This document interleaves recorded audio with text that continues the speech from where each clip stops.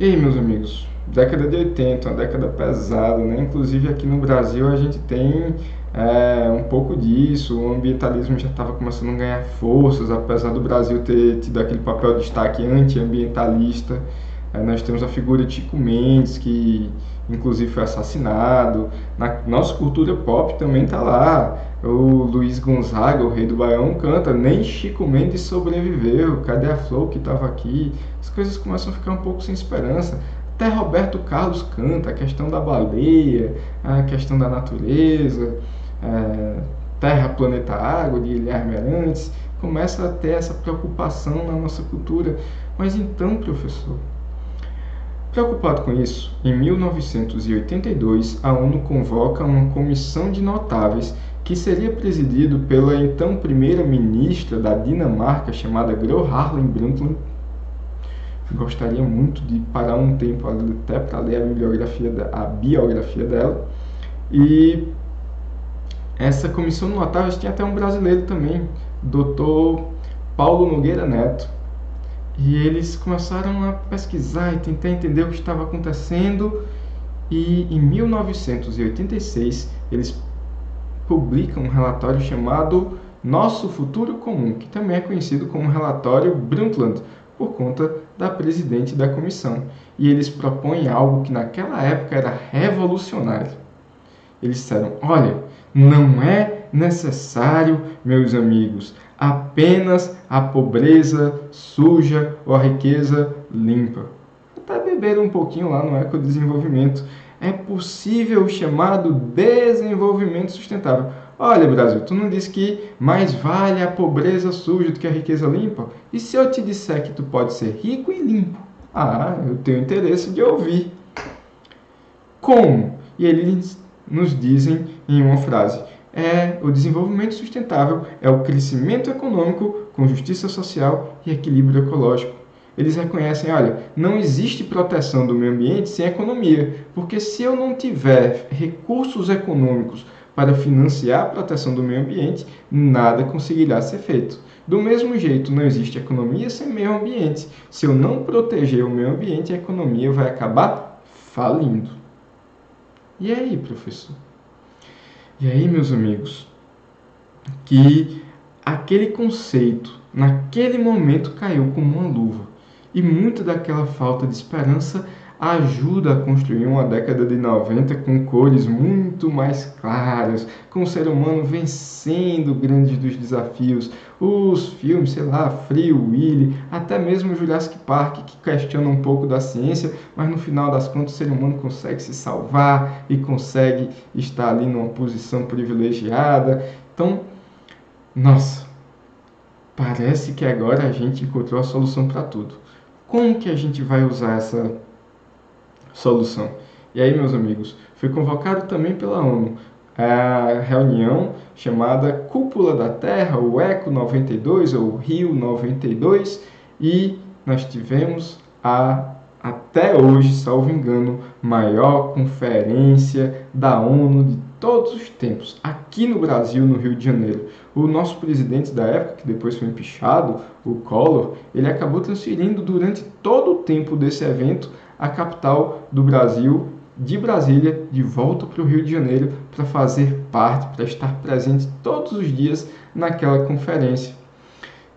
Ótimos resultados, pelo menos 4 protocolos assinados oficialmente: protocolo de combate à perda de biodiversidade, protocolo de combate à desertificação, o protocolo de proteção do clima, que depois foi estabelecido em Kyoto, ficou conhecido como protocolo de Kyoto, que terminou de ser assinado em 1995, mas já tinha aqui o seu embrião, e a adoção do que chamaram de Agenda 21, que seria a proposição de metas para o século 21, inclusive a redução da poluição. Vários instrumentos, como por exemplo os créditos de carbono, têm seus embriões também aqui. Além do mais, aconteceu um movimento paralelo com várias lideranças não políticas do mundo que também discutiram e apoiaram aquilo que ia acontecer Rio 92. O Brasil passou na década de 1990 por um boom de proteção do meio ambiente. Em 1991, já para mostrar um pouco de serviço antes de receber a cúpula da Terra, o Brasil criou o IBAMA, uma super autarquia, naquela época tão importante quanto Receita Federal e INSS, que eram as mais lucrativas do nosso governo. Acontece, meus amigos, que nós tivemos uma grande criação de legislação. E aí eu devo dizer a vocês, professor, e o direito ambiental quando nasce? Bem, direito ambiental, tal como nós conhecemos no Brasil hoje, eu devo dizer que nasce em 1981. A gente já tinha embriões de direito ambiental antes disso, não vamos entender mal. Estou falando de direito ambiental contemporâneo, 1981 com a Lei 6938. Mas a gente já tinha uma lei de 34 do primeiro Código Florestal. Nós tínhamos, depois em 64, segundo Código Florestal, nós tínhamos códigos de águas. Se vocês forem para trás, mesmo nas ordenações, nós tínhamos algumas normas de cunho ambiental, nem todas para proteger o ambiente. Se a gente for mais atrás, vocês vão achar até em Hammurabi. Olha, não pode ocupar o bosque X, porque tem que proteger para os deuses. Vamos proteger muito mais a religião do que exatamente o equilíbrio ecológico. Mas, para o professor Guido Soares, o direito ambiental contemporâneo global, ele nasce na Europa no final do século XIX com a assinatura de vários protocolos de combate às poluições transfronteiriças. O que é isso, professor? Os rios começaram a ficar sujos, mas na Europa nós temos rios que banham 2, 3, 4, 5, 6 países ou mais até. Então imagine, aquele primeiro onde tinha nascente sujava, o segundo já não podia mais consumir aquela água. Então começa a surgir o direito ambiental contemporâneo, segundo o professor Guido Soares, como um membro do direito internacional a partir da assinatura de vários protocolos. Tá bom, professor. E no Brasil? No Brasil, a década de 90 foi muito importante para o direito ambiental. Nós temos uma lei de crimes ambientais, uma lei da educação ambiental. Nós temos no finalzinho, já começando a década do ano 2000, a lei das unidades de conservação. Então foi muito importante essa década. Nós estávamos no auge do movimento ambientalista aqui no país, em vários países do mundo. Mas, meus amigos, nem tudo seguiu tão bom. Já na Rio+15, que aconteceu em Joanesburgo, muito já tinha se perdido daquela empolgação. Uma das grandes críticas que se faz ao desenvolvimento sustentável é que ele era muito bonito na prática, mas muito difícil de ser visualizado.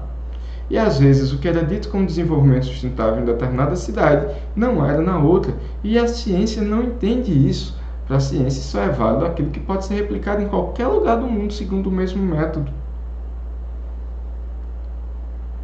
Muito